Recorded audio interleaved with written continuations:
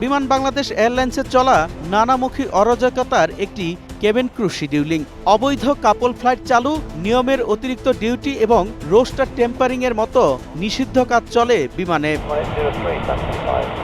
বিমানে কাপল ফ্লাইট একটি গুরুতর বিষয়। এতে অপরাধ প্রবণতা বাড়ে। নারী ও পুরুষ ক্রুদের শিডিউল আলাদাভাবে করা হলেও শিডিউলারদের যোগসাজশে অবৈধ কাপল ফ্লাইট সম্পন্ন হয়। 20 থেকে 30 জনের একটা গ্রুপ আছে, অবৈধ যুগল গ্রুপ, যেটা প্রেম করে বেড়াচ্ছে, বা এরকম অনৈতিক কাজ করতেছে, কিন্তু তাদেরকেও তারা ফ্লাইট দিচ্ছে যে এই এটার সঙ্গে জড়িত। ইউনিয়নের প্রভাবশালীদের নিয়ম বহির্ভূত ওভারটাইম শাটল ফ্লাইট দিয়ে বাড়তি টাকা আয় করে শিডিউলাররা। অভিযোগ, বিমানের আধুনিক গাইড সফটওয়্যার এবং রোস্টার টেম্পারিং করে চলছে এই অবৈধ প্রক্রিয়া। শিডিউলিং এ যখন বলা হচ্ছে কি ব্যাপার 9টা 10টা বাজে এখন এফসিপি বের হচ্ছে না, তখন শিডিউলিং থেকে অনেক সময় ওই সাইড থেকে কথা আসে, বলে যে এখনো তো হেড ডিপার্টমেন্টের থেকে এফসিপি আমাদের কাছে এসে পৌঁছায় নাই।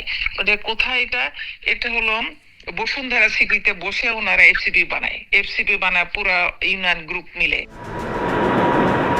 এদের সুবিধা দিতে গিয়ে অনেক নিরীহ ক্রুরা হচ্ছেন বঞ্চিত।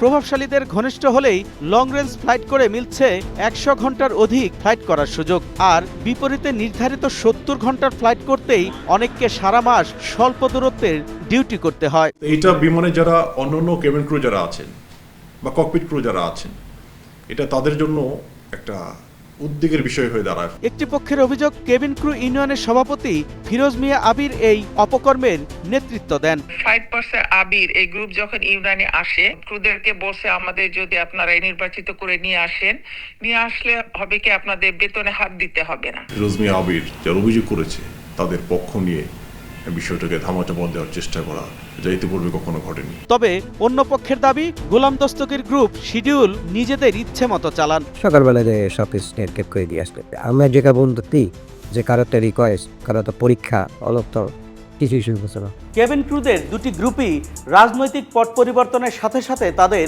রঙও বদলায়।